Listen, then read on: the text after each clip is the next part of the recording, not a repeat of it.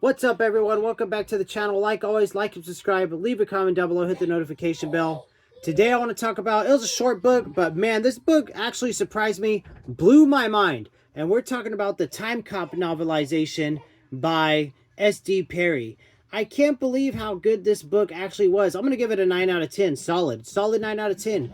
I remember watching the movie quite a few times. I was a huge fan of Jean-Claude Van Damme when I was a kid. I do not remember the movie being as good as this little book was. I mean, it was a quick read. I freaking loved it. This book was awesome. Like, S.D. Perry, I already knew she's a phenomenal author. I read her 2 Avatar books for Star Trek. Star Trek Avatar 1 and Avatar 2. And that got me hooked on Star Trek because her writing's so phenomenal. And man, the characters are more character driven in this than the movie for sure. Like, the book was just amazing. And I can't believe it. And I mean, I just finished it, just a few minutes ago. I'm completely flabbergasted. Like, it blew my mind how good it was. I couldn't stop putting. I had told myself I wasn't gonna finish it tonight because I wanted to watch a movie, but then it just got really good and I had to finish it. So if you've seen the old Time Cop movie from the '90s, you know what it's about.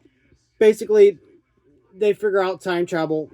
Jean-Claude plays a time cop, going back to catch people that are traveling back in time to do naughty stuff, or they're trying to mess with time because you can't mess with time. Well, you have him, and then you have the bad guy of the book, basically a corrupt politician that's trying to use time travel to fulfill his stuff. So he wants to take over the world, become president, take over the world. And so you're doing all that stuff. The action in the book was superb.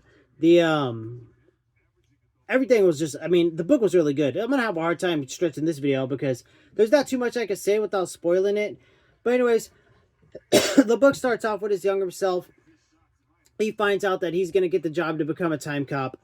The young senator that's your bad guy realizes right away that, his name's Walker in the book, Max Walker, that the senator realizes Max Walker is going to be a problem. He already wants to eliminate him. So we're here in the year 1994, and, the senator, whose name is McComb sends his cronies to take out Walker and his wife. Walker was wearing a bulletproof vest because he was getting ready to go to work, and but they killed his wife. That's all in the beginning of the book. So not really a huge spoiler. You're going to get that in the first couple of pages. The book is actually pretty brutal. Like, it's pretty violent. S.D. Perry's choice for the style of writing this book was pretty, on point. It felt like a 90s, I don't know what you would call it, like a pulp, I guess. It was real. I mean, I don't even know if pulpy is the right word, but it was real in your face, lots of cussing. It was real character driven. The book was really good. I can't say it enough. It was really good. It's not perfect, but I think it's well worth a 9 out of 10 rating.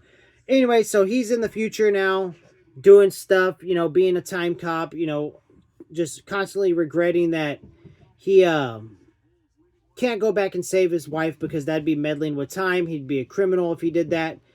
Well, he learns about McComb because he goes back in time to take care of an old friend who's now a criminal in the past. And basically his friend tells him, I work for McComb or whatever. I do McComb's biddings. Once he finds out that I told you this, he's going to kill me. Anyways, his friend ends up dying back in the future because, he's a criminal and punishment is death when you meddle with time. And so now Walker's mad. And he's onto McComb, and he wants to do something about McComb. So all that leads to basically the meat of the book. Walker heading towards, just catching McComb and all his dirty work. And they have their first encounter. McComb gets away, and then finally, Walker gets back to the future, and everything's changed because he meddled with time a little bit. He's totally mad now. He goes back in time. Because basically, when he had his he had his confrontation with McComb was meddling with his younger self in the past. Basically willing him, telling him what to do, and Walker was sent with a partner, Agent Felding. She was there to help him. Turns out she was basically a mole for McComb. McComb shoots his people. Walker's like, this dude's totally bad. and only preserves his younger self. So Walker goes back to the future. Everything's different now because he meddled with time and Macomb got his way. So he goes back to the past, to basically put a stop to it, to try to save Fielding's life, and try to go back and save his wife's life. So all that is excellent. I mean, it was just totally cool. It was really something, man. The book was really something. I can't believe it. It's like I said, it's 203 pages on the dot, and there's not too many words per page, so you can read it in one sitting. I picked it up this morning, read a little bit at lunch, and like I said, wasn't planning on finishing it in one day. I wanted to do some other stuff, but it was just that good. I didn't want to put it down. The action sequences are peak. If you've read anything by S.D. Perry and her media tie-ins, you know that she is a phenomenal action scene writer.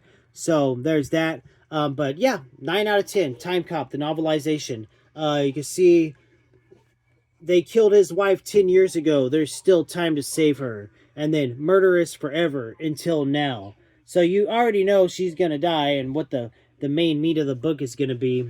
But that's really not the main meat. That's like towards the end he does that. So my next read coming up after that one, I hope I stay. The books have been good outside of that one Star Wars book. The eyes are the best part. This is the newest book from 2024, I believe. It sounds pretty weird to me. We get a trigger warning in here, a content notice. Contains depictions of violence, eye horror, body horror, murder, cannibalism, descriptions of war, trauma, non-graphic, starvation, stalking, sexism, and racism, Asian objectification. So, cool. But anyways, I literally bought the book for that. Is that sad? You see the eyeballs on it? It sounds like it has some really good, like it's a real good, slow burn, disgusting type of book. So, hopefully it holds up because Timecop was a surprise. It was really good. And now I'm really eager to get through the Litverse for Star Trek because I have 2 books coming up, and then the next 2 are 2 S.D. Perry books, and she's so good, man. She's so good. Look at Jean-Claude Van Damme back in his heyday. Yeah, I know people don't like him for whatever reason, but I don't even know the reason. I don't care either. I don't care. 90s was the time to be alive, and now I want to watch a 90s Jean-Claude movie. So, Timecop. It was freaking awesome. I loved it. Next up, the eyes are the best part about basically, let me say, the premise of this book is the wife's like, let's watch Timecop. She loves young Jean-Claude Van Damme. It's not good. That's why we've never seen it. Anyways, this chick, her mom gets with a dude. Her mom gets with a dude that she doesn't like. This is long story short, and her mental downfall ends up making her have a craving for eyeballs, I guess. I don't know. We'll see later.